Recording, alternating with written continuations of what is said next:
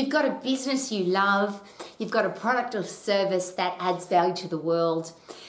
You're excited about sharing it with the world, but now you can't do it by yourself. You actually have to have some help. You've got to employ some people or have some subcontractors, or you've got to have other people in your circle of influence that's helping your business grow. So how do you attract those people into your business? And then once you've attracted them, how do you train them? How do you keep them? And it's probably the three biggest questions for all business owners, because every single business that I've ever chatted to, and that's literally hundreds and thousands, and all the businesses I've read about and all the business people that I've ever come in contact with, the number one challenge of growing a business is not the product or service, because you are the driving force behind that. You love your product and service and you love your business. The biggest challenge is the people. Staff, team players, employing people, employees, whatever you want to call them. But putting people into your business who are not the owners of the business, and then sharing the dream with them, teaching them the dream, training them, keeping them inspired and motivated, that's one of the hardest things to do in business. I'm hoping that what I'm about to share with you will save you thousands of hours, hundreds and thousands, if not millions of dollars, lots of stress, save you lots of stress, save you lots of hassle and heartache. And if I had access to this information when I very first started managing health clubs, and I was 18 years of age, so my very first time having to be responsible for people, training people and employing people, I was only 18. I had absolutely no experience. I had an owner of the business who was he was a very good businessman, as in creating a product or service and being able to sell it. But his ability to communicate that information was a bit what we call mind reading. I had to read his mind, and if I didn't read his mind, I got it wrong. And I literally, in my lifetime, from 18 years of age to now being a very mature old lady and having employed literally now thousands of people and being involved in hundreds, if not thousands of businesses, this process of finding great people, training great people, inspiring and motivating them and keeping them, and the ability to get the people who are not good for your business back out of it if you made a mistake, it's just literally been the hugest learning curve of my life. And it has cost me millions of dollars. So I'm hoping that this very simple process, that if I had known it when I was 18 years of age, I literally would have saved millions of dollars, so much hassle and stress. And this is just information that one would think is common sense, is logic, and everybody would do it. I didn't know how to do it. I never got taught how to do it. I had to learn it the hard way. And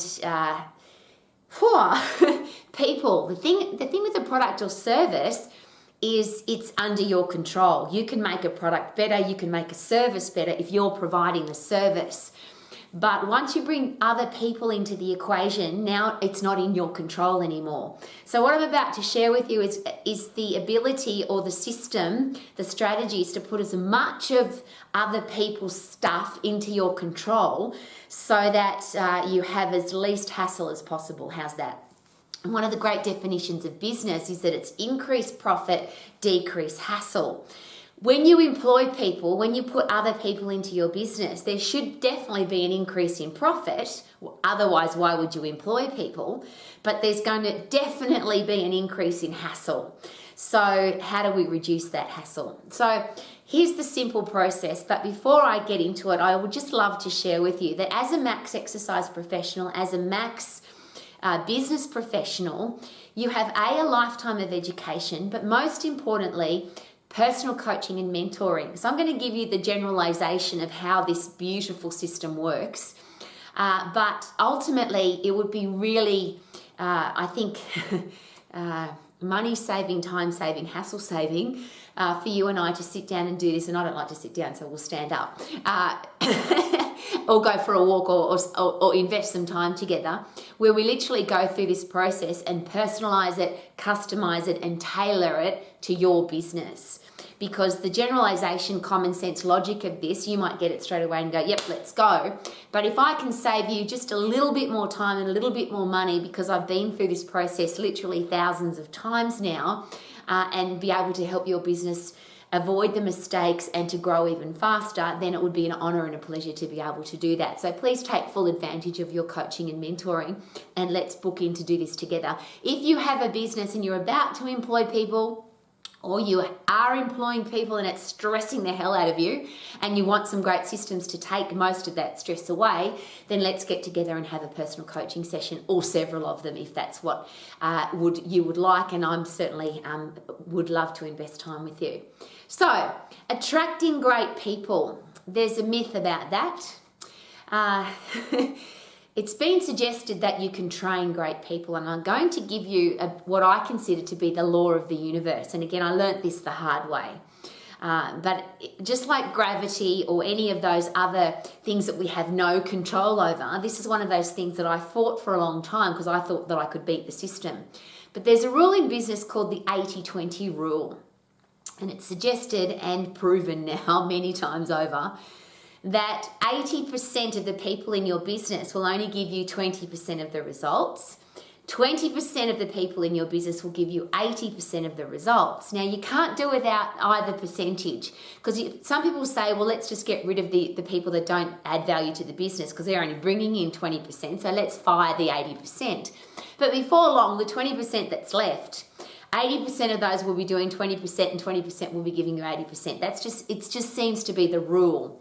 So, no, I won't even say seems to be, it is. It's just how that works. But you can't run a business without. You're always going to have people, a large percentage, 80% of the people in your business are going to give you 20% of the result. But you still need that 20%. There's 20% of people who are going to give you 80%, and that group, you don't train those, you find them. You have to attract them into your business. And I share that because it seems that is a headspace, a character trait. There are some people in the world, have you noticed, that are just extra mile people. Whatever the standard is, they are going to raise the standard. So if you tell people you have to be here 5 minutes early, they will be here 10 minutes early. If you give them a uniform to wear, they will wear it to the ultimate of perfection. There are some people that just have, it seems, in their DNA, in their gene pool, in their characteristics, in the person that they are, that they can't be average. They just have to be the best that they can possibly be, and they keep aiming to get better. Now, finding those people is something that is not advertised. Most businesses advertise for a person to come into the business when they need somebody. Oh, I've got all these jobs to do and I need somebody to help me, or somebody's just left, so I have to find somebody else. And we tend to do the employing process, and I like to call it attractment. I like to attract people into my business, not recruit people, because recruiting is what the army does, and I'm not saying that it's right or wrong, but I would like people to want to come here because they want to live the dream. And that's from every health club I've ever managed, and I've literally managed health clubs all over the world, right down to, at one stage we had 5 colleges, 23 classrooms, over 200 people on the team. That's the biggest team that I've looked after myself. My health clubs have always had somewhere between 15 to say 50 people on the team. And the interesting one was when I was 18 and I first took over managing a health club, there was about 20 people on that team and I was only 18. They were all older than me, and it was a really interesting experience, a very mind-growing professional development experience, and I learnt so much the hard way, so may you learn it the easy way. So you've got to attract great people, and here's the suggestion: always be on the lookout for them. Whether you're at a coffee shop or at a petrol station or at the supermarket or at church or a sporting event, a business networking event, doesn't matter. Those kind of people that are extra mile, want to always be the best that they can possibly be and keep getting better, you have to attract them into your business. So do you have, when somebody says, what do you do? What's your business? Do you have a beautiful thing that would inspire people to want to be a part of what you do? So when somebody says to me, Rowie, what do you do? I say, I help people have a career that they love and not a job that they don't. I want everybody to be healthy, fit and strong for the rest of their lives, have a career or business that they love, to be financially free and to have great relationships. And that's what the Max program is all about. Now notice that rolled off my tongue very, very easily because I've said it so many times. I'm passionate about it and I live it and breathe it. So if you want to attract great people into your business, if you're at the point where you need people or you've got people that you've got to get rid of, then obviously you need to attract new people. So you need something that's going to inspire and motivate people to want to come onto your team. So the 20% group, you're going to find them, attract them. They're going to want to be on your team because of what you stand for, what your core values are, the kind of person that you are in the business that you operate. Everybody else that you bring into your business, you'll have to recruit them. You'll have to advertise for them. And then you'll have to train them. And I'm going to put this into a really simple process. And it's, again, we need to do this as a one-on-one, specific, tailored to your business. But it's this simple. You have to always advertise for people, always, even if you don't need somebody, because you never know when the next person's going to resign or you're going to have to coach them off the team, or you're going to create something new that needs new people. There's always, if you are a growing business, you're going to always need new people. And again, I learnt the hard way that it's not employing people for a specific job. It's employing the right person, because the right person will do whatever is required for the job that you need. Those 20% people, if they need to go to a sales course or a computer course or a social media marketing course or learn new skills for anything, they will. That's me. I said, yes, I'll run a health club. I'd never run a health club before. I didn't know what I was doing, but I knew that I could learn. And those kind of people are very hard to find. So you've just got to keep advertising all the time, looking for them, attracting them, talking to people, finding people like that. The 80% of people that you're still going to need in your business, you need a really good, and when I say really good, again, this is a personal thing we need to do together. You need a unique and different advertisement to attract the right people onto your team. Just to put it out there and say people wanted. There has to be some very specific things that you need and unique things that you need that will inspire the right people to want to apply for the position. So that's a really good attractment that you put onto Seek or you put onto social media or you put up at the local church or at the local sporting club because you're looking for the right people. So you've got to have something that's going to attract people. And again, that's going to be different for everybody, but it's got to be a unique and different piece of information. Then when people come to apply for the position, it's got to be and I'll just wrap it up in a number. It's called the rule of 3. And I've done this, and again, we'll do this one-on-one, you and I together. But ultimately, you need to interview at least 3 people in at least 3 environments over at least 3 time frames. 3 people need to interview them, not just you. You need to have a look at them or get 3 different kinds of references about them. So yes, where they've worked before, yes, from somebody in their life, and yes, from somebody who's random, maybe one of their ex-clients or their footy coach or their next door neighbour. You need to go and interview them when they're not there. You need to go and have a look at their car, their house, their social media. You really need to have a really close look at people, because obviously when people give you a CV or a resume, it's just the best of them. And we've all got great things about us, but we've also got faults and weaknesses. And one of the great things to see in a resume or a CV is somebody that's prepared to share with you their weaknesses. This is what I'm not good at. Yes, I've got strengths, but this is where I let myself down or where I'm weak or where I need to get stronger. So at least 3 people. And in the 3 different environments might be in a group, in a competitive environment, yes, at your office or in your business, but perhaps a picnic, take them out for dinner, play golf, play tennis. A competitive environment is really important because people can be really lovely to you to your face, but then you put them into a competitive environment. I'll just give you a simple example. I used to do group interviews all the time, and I have seen, we used to play musical chairs, lots of different games, but one of them in particular, very interesting. I literally saw a young guy pick up a woman and throw her on the ground so that he could get her chair to win musical chairs. Now, that is not a person that I want on my team. You might want somebody that competitive, but I'm not looking for that kind of a person. So that game was particularly good to find out what kind of person they are. You need to watch how they treat other people. So it's not just how they treat you. How do they treat the cleaner? How do they treat the people who can't do anything for them? How do they treat your mum? I'll often, when my mum was coming to the colleges, I would put her she would just sit in the lounge as we and we used to do group interviews of 200 and 300 people at a time.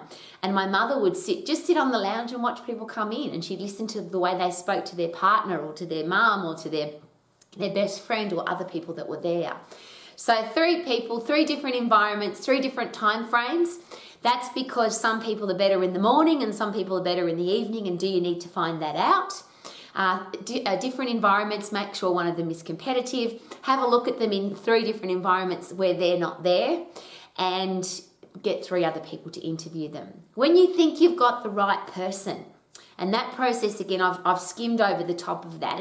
It's quite an interesting and probably a long process, but you're much more likely to get the right person, or you might not find anybody. But here's something, again, that I've learnt the hard way. It's better to have nobody than somebody that's going to screw up your business. It really is better to have nobody there and to try and work it out, and you have to work it out because it's your business.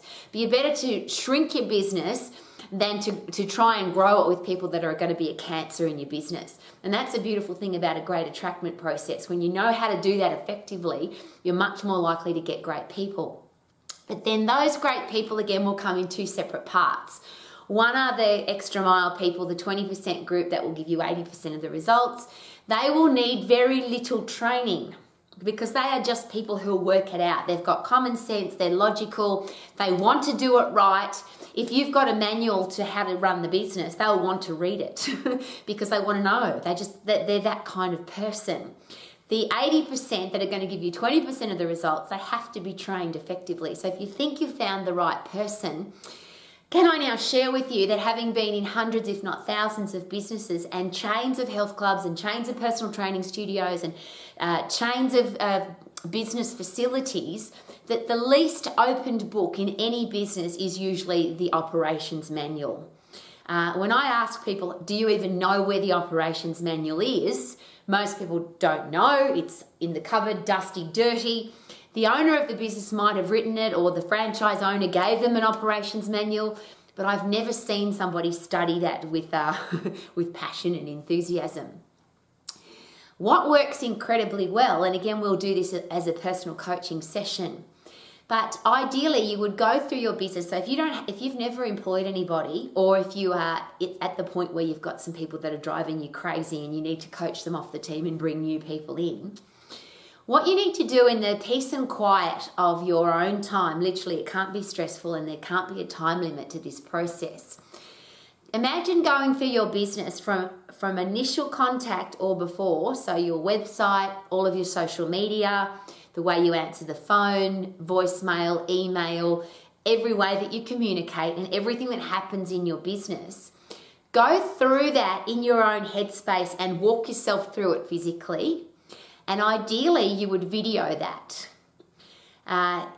You can give somebody an operations manual to read, apart from the fact that there'll be some people that are annoyed that it's such a big piece of paper, and you should be greener than that than to have such a big piece of paper. And I'm sharing with you because I've been accused of that. My operations manual used to be a very thick folder, and I didn't have an operations manual that was words, it was pictures of everything we did, and this is what this should look like, and this is how you do this, and this is the way we smile, and this is the way we look when we come into the business, and it was all in pictures. But I have been accused now of, Rowie, why have you got such a big book that's made of paper and plastic? So there's some really interesting things to take note of. So my really strong suggestion to save you so much time and so much hassle is to video everything in your business with your most common sense logical head on. If you think that it's common sense to put the key in the door, turn the key, pull the key out and open the door, you can't take for granted that people will do that. You actually have to video that. This is the key, this is what the key looks like, this is how you put it into the hole, this is how you turn it, this is how you pull it out, this is how you open the door.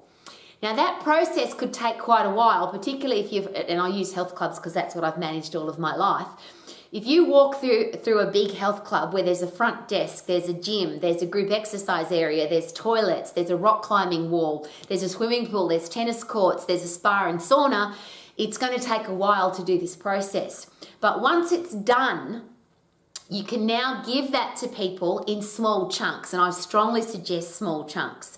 So today we're going to learn how to answer the phone. Today we're going to learn how to return an email. Today we're going to learn how we need to dress. Today we're going to learn how to vacuum the group exercise room. Today we're going to learn how to clean the gym equipment. Today we're going to learn exactly what the toilets have got to look like to be clean. And when that's all in video form, and if you chunk it up into small pieces, if you then employ somebody or you feel that you found the right person and they're going to start in 2 weeks' time, for example, you can drip feed them the training before they even start. But it's not 2 hours of training, it's just small chunks of 5, 10, 15 minutes. A lot of things will probably only take 2 or 3 minutes to take them through the process.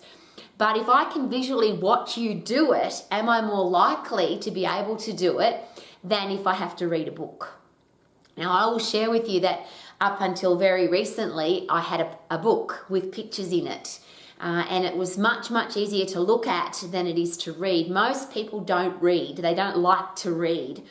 And often people will just, and I don't know if you've ever done this, but sometimes your phone provider or your television provider will send you terms of agreement or terms and conditions, and you're supposed to read every word before you sign it or before you click yes, I agree.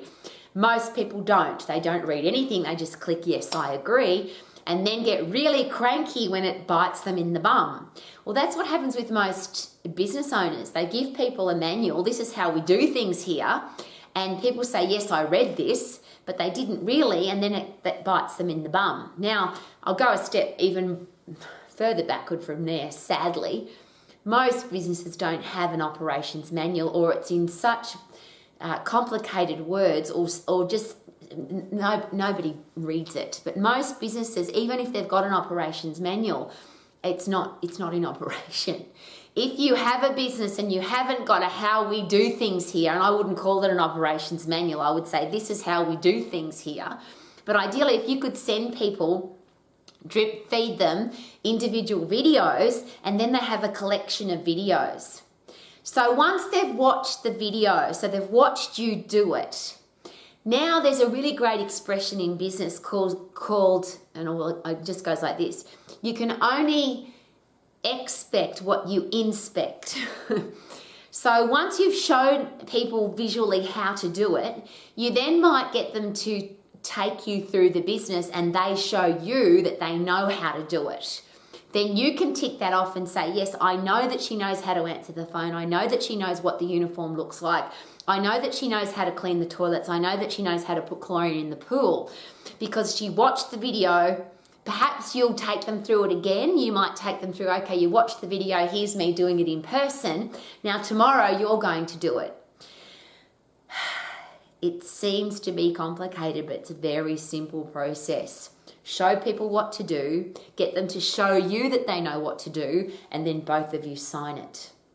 Because we live in a world now where going to employment court is very expensive, has become very normal, and people know that they can take you there. And if you're going to employ people, I have been to employment court.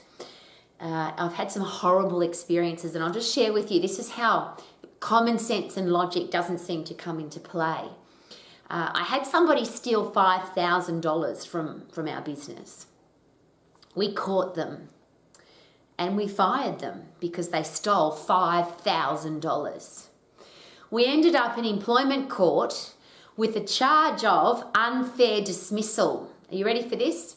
Because in the operations manual, in my pretty book with all the pictures, there wasn't one page that said you cannot steal money out of the till. You cannot take money out of the business that doesn't belong to you.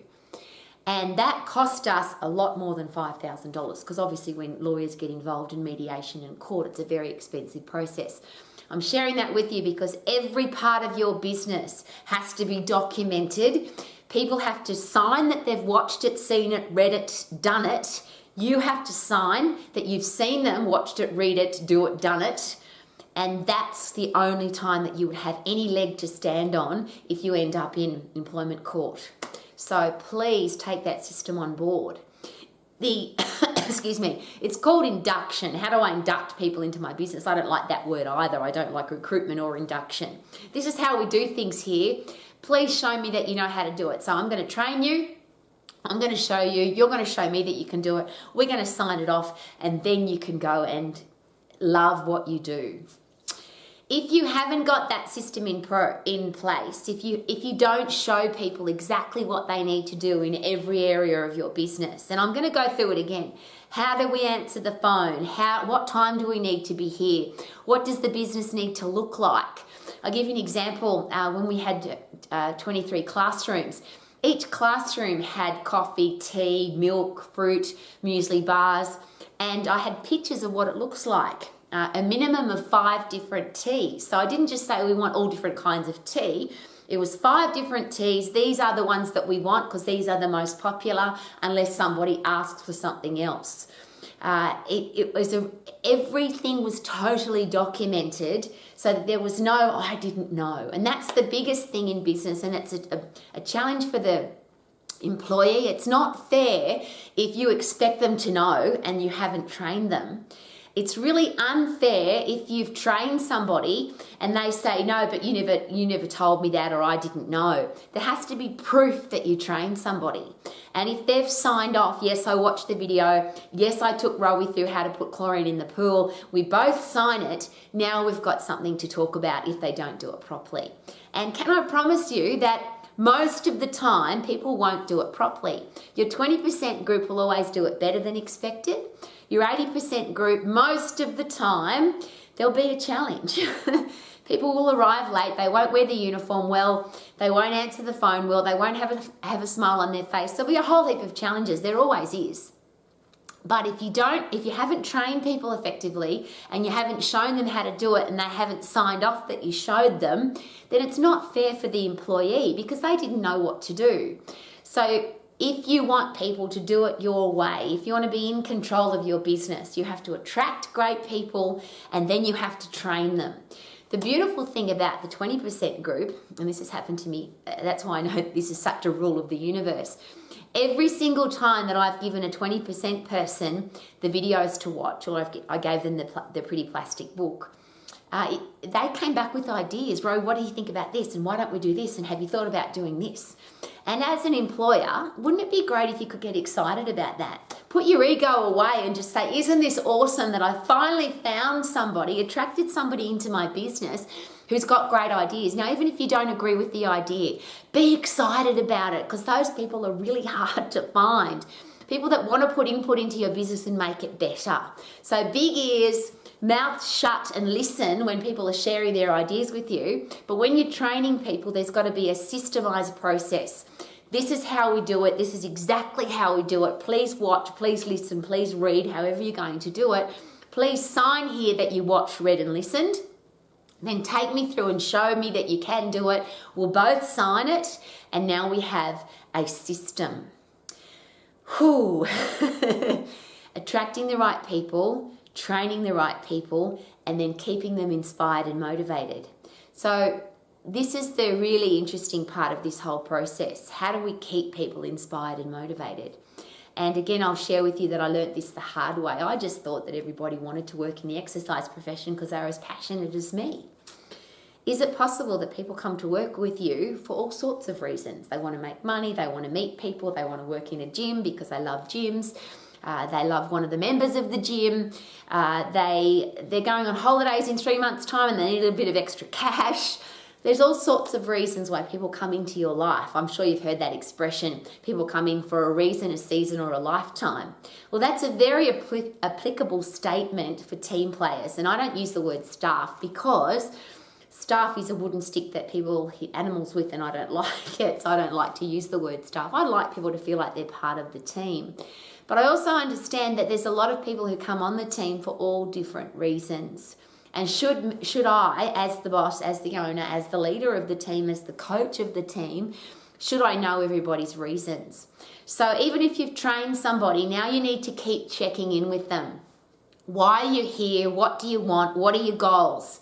And I ask every employer this, every one of the people on your team, do you know what their number one goal is right now with their life? Do you know what they want to buy? Do you want to know what holidays they want to go on? How's their relationships going? Do they have children? Do they have pets?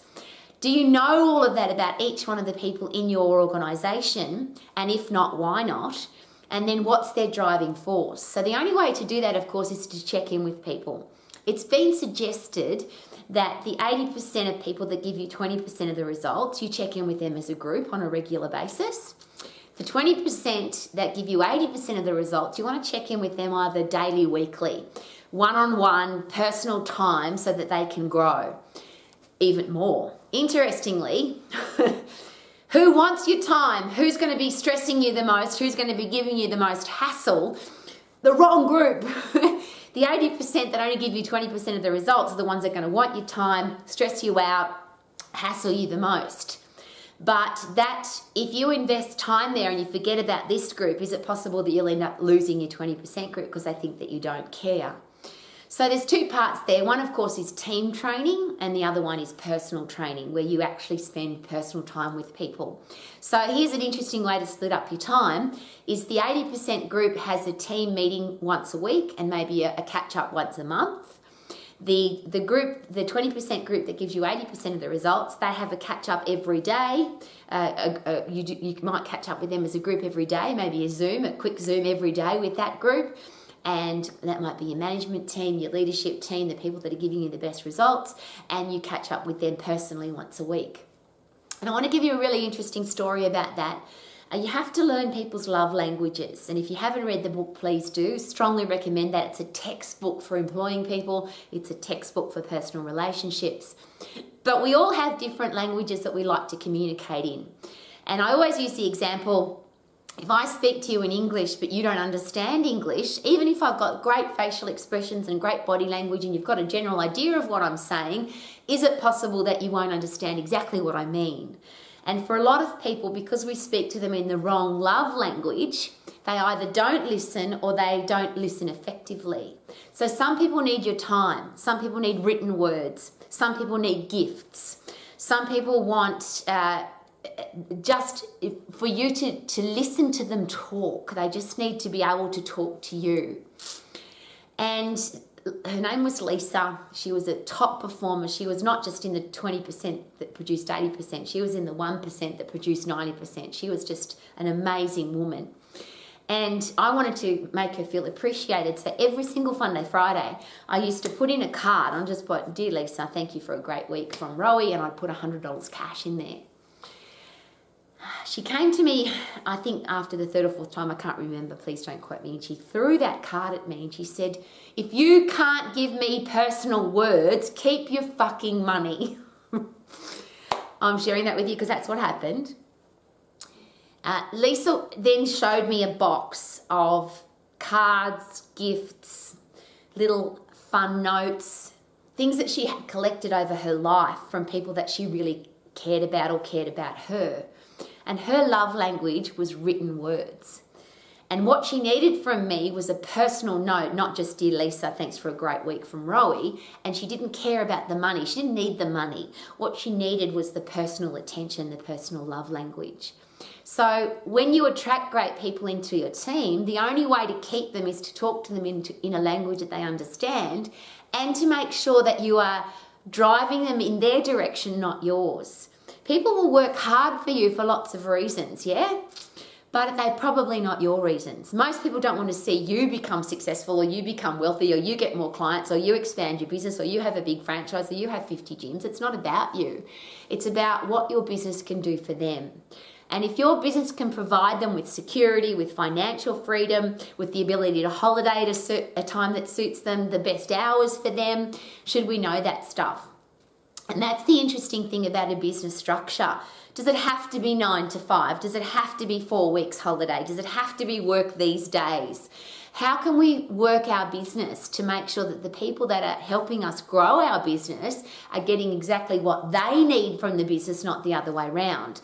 And this very old-fashioned management technique called it's my way or the highway, you'll probably find now that most people will jump back on the highway and leave your business because they're not interested in working for somebody that doesn't care about them or isn't interested in what they need. I'll give you another example. I live in New Zealand, and there's a lot of people in New Zealand right now who are wanting residency. They've lived here for 2 or 3 years. They've been either sponsored by a business or they're involved with a business that the only reason they could stay here is for a work visa. Now that they've got residency, most of those people are resigning from the job that kept them in New Zealand for 2 or 3 years, and they're going off to either start their own business or to find a better employer. And the reason for that is that often the employer thought, well, I'm giving you a job, I'm giving you a visa, you better bloody work the way that I want you to, and they've been complete arses. So there's a lot of people who had the opportunity, I'll rephrase, there's a lot of business people that had the opportunity to keep great people in their business, but they've lost that opportunity because they treated them badly or poorly or didn't know their love language or didn't know their goals or didn't train them effectively, just treated them badly. And now when they've got an opportunity to stay in New Zealand without that business, they're leaving. Now the business people are really angry, the reverse of that. I've got a stack of business people furious. I brought this person into my business and I sponsored them and I allowed them to stay in New Zealand. If it wasn't for me, they wouldn't be able to stay, and now they've got residency. They've just pissed off. That's the quote. But how about we take full responsibility for that? Why is that? Why is that person leaving? If you had created an environment that gave them what they needed, is it possible that they would want to stay? And that's the beautiful thing about relationships, isn't it? It's a 50-50. It's got to be a win-win. If you win and your employees lose, they're going to leave. If your employees are winning and you're losing, the business is going to go broke, so everybody loses. So ultimately, it has to be a win-win. So attract great people. Always be on the lookout for great people. Train them effectively so they know exactly what to do, and then treat them with respect, with kindness, and most importantly, know what their goals are so that when it's time for your business to grow, you'll actually have a group of people that want to help your business grow because you're creating a win-win situation for them. Talk to people, treat people beautifully. Is it possible that if you look after your team will look after your business? And I'll make that even more specific.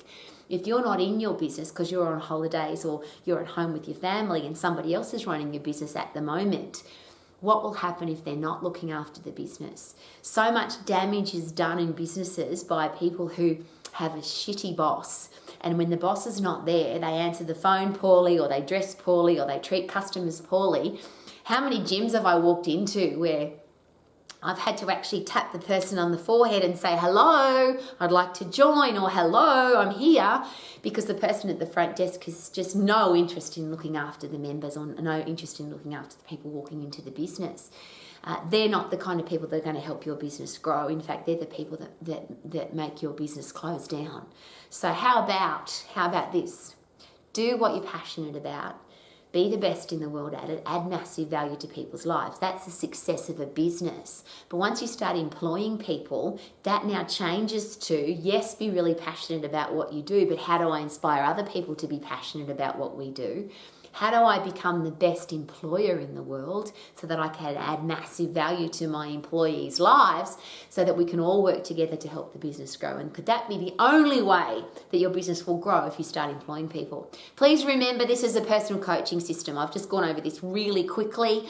Each individual part, attracting people, training people, looking after people, love languages, that's all a separate coaching session. So please take full advantage of my stupid mistakes.